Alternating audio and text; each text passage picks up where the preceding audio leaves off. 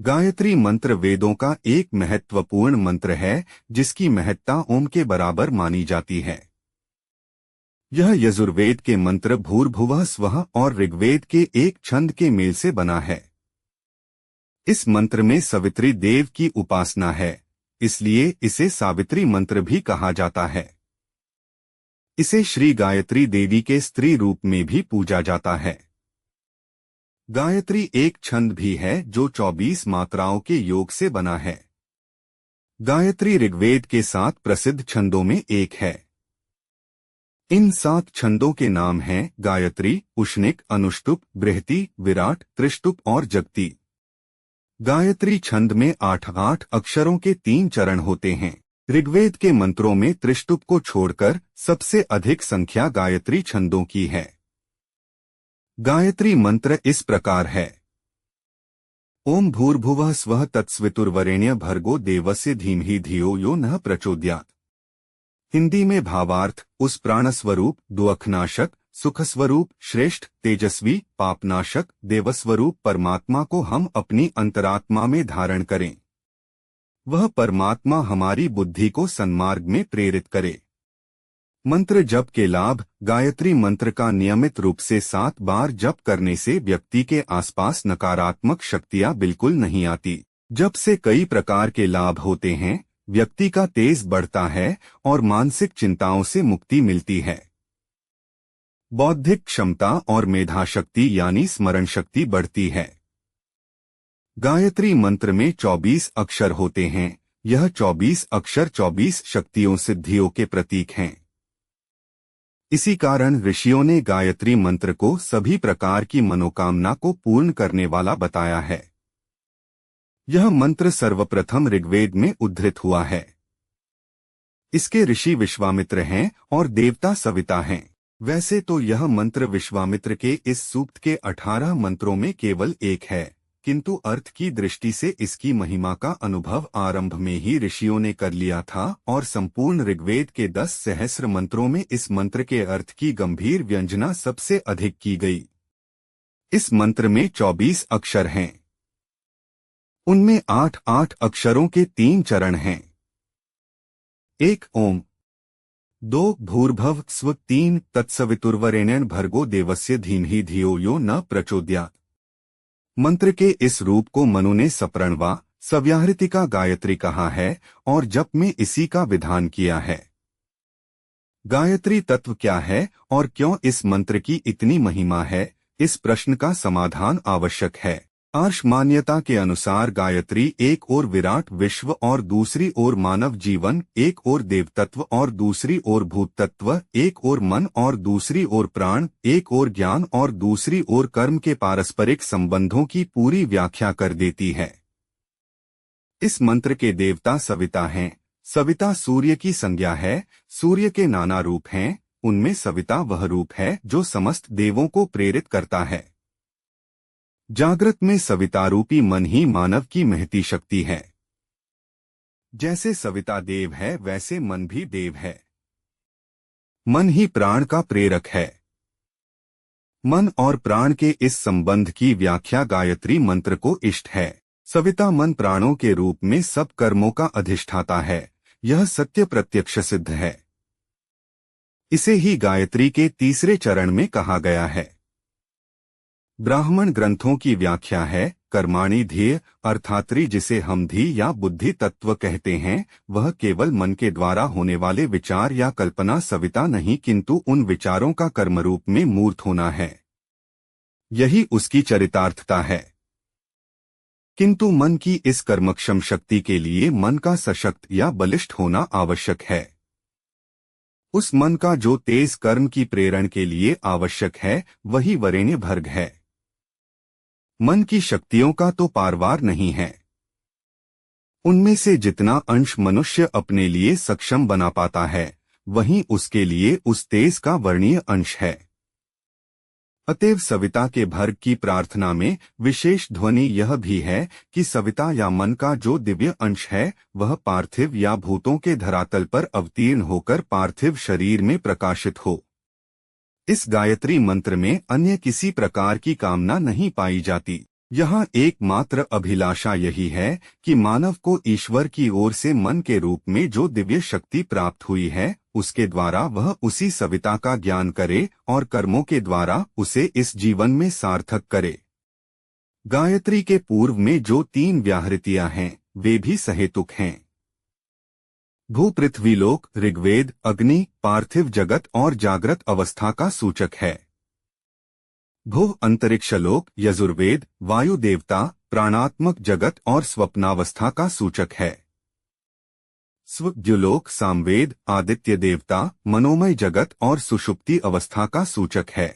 इस त्रिक के अन्य अनेक प्रतीक ब्राह्मण उपनिषद और पुराणों में कहे गए हैं, किंतु यदि त्रिक के विस्तार में व्याप्त निखिल विश्व को वाक् के अक्षरों के संक्षिप्त संकेत में समझना चाहें तो उसके लिए ही यह ओम संक्षिप्त संकेत गायत्री के आरंभ में रखा गया है।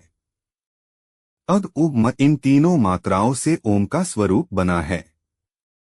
अग्नि उवायु और म आदित्य का प्रतीक है। यह विश्व प्रजापति की वाक है। वाक का अनंत विस्तार है, किंतु यदि उसका एक संक्षिप्त नमूना लेकर सारे विश्व का स्वरूप बताना चाहें तो उम मया ओम कहने से उस त्रिक का परिचय प्राप्त होगा जिसका स्फुट प्रतीक त्रिपदा गायत्री है। वैज्ञानिक शोध अमेरिकी वैज्ञानिक डॉक्टर होवर्ड स्टीनगेरिल ने दुनिया भर के मंत्र भजन और मंगलाचरणों का अपनी शरीर विज्ञान की प्रयोगशाला में गहन परीक्षण करने के बाद गायत्री मंत्र को विश्व की सबसे प्रभावशाली प्रार्थना घोषित किया है। उन्होंने पाया कि गायत्री मंत्र प्रति सेकंड 1,10,000 ध्वनि तरंगें उत्पन्न करता है, जो सभी भजनों में सबसे ज्यादा हैं। उन्होंने पाया कि गायत्री मंत्र में विभिन्न आवृत्तियों के मिश्रण से विशेष आध्यात्मिक शक्तियों को विकसित करने की क्षमता विद्यमान है। हालांकि इसका अभी तक कोई प्रमाण नहीं है। उपासना विधि 3 माला गायत्री मंत्र का जप आवश्यक माना गया है। शौच स्नान से निवृत्त होकर नियत स्थान नियत समय पर सुखासन में बैठकर नित्य गायत्री उपासना की जाती है। उपासना का विधि विधान इस प्रकार है। 1. ब्रह्मा संध्या, जो शरीर व मन को पवित्र बनाने के लिए की जाती है। इसके अंतर्गत 5 कृत्य करने होते हैं। अपवित्रीकरण, बाएं हाथ में जल लेकर उसे दाहिने हाथ से ढक लें एवं मंत्रोच्चारण के बाद जल को सिर तथा शरीर पर छिड़क लें। ओम अपवित्रः पवित्रो वा सर्वावस्थांगतोऽपि वा। यह स्मरेत पुंडरीकाक्षं स बाह्याभ्यन्तरः शुचिः। ओम पुनातु पुंडरीकाक्षः पुनातु पुंडरीकाक्षः पुनातु। वह आचमन वाणी मन व अंतःकरण की शुद्धि के लिए चम्मच से 3 बार जल का आचमन करें। प्रत्येक मंत्र के साथ एक आचमन किया जाए। ओम अमृतोपस्तरणमसि स्वाहा। ओम अमृतापिधानमसि स्वाहा। ओम सत्यं यशः श्रीर्मयी श्रियः श्रयता स्वाहा। स शिखा स्पर्श एवं वंदन, शिखा के स्थान को स्पर्श करते हुए भावना करें कि गायत्री के इस प्रतीक के माध्यम से सदा सद्विचार ही यहाँ स्थापित रहेंगे। निम्न मंत्र का उच्चारण करें। ओम चिद्रूपिणी महामाये दिव्यतेजः समन्विते तिष्ठ देवी शिखा मध्य तेजोवृद्धि कुरुष्व में। द प्राणायाम, श्वास को धीमी गति से गहरी खींचकर रोकना व बाहर निकालना प्राणायाम के क्रम में आता है। श्वास खींचने के साथ भावना करें कि प्राण शक्ति श्रेष्ठता श्वास के द्वारा अंदर खींची जा रही है। छोड़ते समय यह भावना करें कि हमारे दुर्गुण दुष्प्रवृत्तियां बुरे विचार प्रश्वास के साथ बाहर निकल रहे हैं। प्राणायाम निम्न मंत्र के उच्चारण के साथ किया जाए। ओम भूः ओम भुवः ओम स्वः ओम महः ओम जनः ओम तपः ओम सत्यम्। ओम तत्सवितुर्वरेण्यं भर्गो देवस्य धीमहि धियो यो नः प्रचोदयात्। ओम आपो ज्योतिर्सोमृतं ब्रह्मा भूर्भुवः स्वः। यह न्यास इसका प्रयोजन है शरीर के सभी महत्वपूर्ण अंगों में पवित्रता का समावेश तथा अंतः की चेतना को जगाना, ताकि देव पूजन जैसा श्रेष्ठ कार्य किया जा सके। बाएं हाथ की हथेली में जल लेकर दाहिने हाथ की 5 उंगलियों को उनमें भिगोकर बताए गए स्थान को मंत्रोच्चार के साथ स्पर्श करें। ओम वा में आस्यस्तु, मुख को। ओम नसोर में प्राणोस्तु, नासिका के दोनों छिद्रों को। ओम अक्षनोर में चक्षुरस्तु, दोनों नेत्रों को। ओम कर्णयोर में श्रोत्रमस्तु, दोनों कानों को। ओम बाह्वोर में बलमस्तु, दोनों भुजाओं को।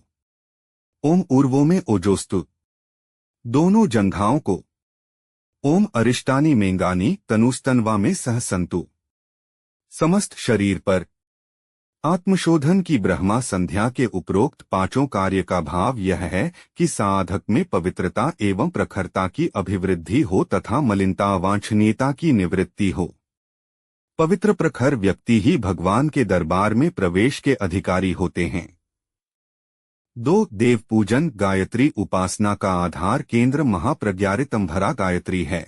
उनका प्रतीक चित्र सुसज्जित पूजा की वेदी पर स्थापित कर उनका निम्न मंत्र के माध्यम से आवाहन करें। भावना करें कि साधक की प्रार्थना के अनुरूप मां गायत्री की शक्ति वहां अवतरित हो, स्थापित हो रही है। ओम आयातु वरदे देवी त्र्यक्षरे ब्रह्मवादिनी। गायत्री छंदसा मातः ब्रह्मयोने नमोस्तुते। ओम श्री गायत्र्यै नमः। आवाह्यामि स्थापयामि ध्यायामि ततो नमस्कारं करोमि। ख गुरु परमात्मा की दिव्य चेतना का अंश है जो साधक का मार्गदर्शन करता है। सद्गुरु के रूप में पूज्य गुरुदेव एवं वंदनीय माताजी का अभिवंदन करते हुए उपासना की सफलता हेतु गुरु आवाहन निम्न मंत्रोच्चारण के साथ करें। ओम गुरुर्ब्रह्मा गुरुर्विष्णुः गुरुरेव महेश्वरः गुरुरेव परब्रह्म तस्मै श्री गुरुवे नमः। अखंडमंडलाकारं व्याप्तं येन चराचरम् तत्पदं दर्शितं येन तस्मै श्री गुरुवे नमः। ओम श्री गुरुवे नमः। आवाह्यामि स्थापयामि ध्यायामि। गह मां गायत्री व गुरु सत्ता के आवाहन व नमन के पश्चात देव पूजन में घनिष्ठता स्थापित करने हेतु पंचोपचार द्वारा पूजन किया जाता है। इन्हें विधिवत संपन्न करें। जल, अक्षत, पुष्प, धूपदीप तथा नैवेद्य प्रतीक के रूप में आराध्य के समक्ष प्रस्तुत किए जाते हैं। एक एक करके छोटी तश्तरी में इन पांचों को समर्पित करते चलें। जल का अर्थ है नम्रता, हृदयता। अक्षत का अर्थ है समयदान, अंशदान। पुष्प का अर्थ है प्रसन्नता, आंतरिक उल्लास। धूपदीप का अर्थ है सुगंध व प्रकाश का वितरण, पुण्य, परमार्थ तथा नैवेद्य का अर्थ है स्वभाव व व्यवहार में मधुरता, शालीनता का समावेश। ये पांचों उपचार व्यक्तित्व को सत्प्रवृत्तियों से संपन्न करने के लिए किए जाते हैं। कर्मकांड के पीछे भावना महत्वपूर्ण है। 3. जप। गायत्री मंत्र का जप न्यूनतम 3 माला अर्थात घड़ी से प्रायः 15 मिनट नियमित रूप से किया जाए। अधिक बन पड़े तो अधिक उत्तम। होठ हिलते रहें किंतु आवाज इतनी मंद हो कि पास बैठे व्यक्ति भी सुन न सकें। जब प्रक्रिया कषाय कल्मषों को संस्कारों को धोने के लिए की जाती है। ओम भूर्भुवः स्वः तत्सवितुर्वरेण्यं भर्गो देवस्य धीमहि धियो यो नः प्रचोदयात्। इस प्रकार मंत्र का उच्चारण करते हुए माला की जाए एवं भावना की जाए कि हम निरंतर पवित्र हो रहे हैं। दुर्बुद्धि की जगह सद्बुद्धि की स्थापना हो रही है। 4. ध्यान। जब तो अंगव्यव करते हैं, मन को ध्यान में नियोजित करना होता है। साकार ध्यान में गायत्री माता के अंचल की छाया में बैठने तथा उनका दुलार भरा प्यार अनवरत रूप से प्राप्त होने की भावना की जाती है।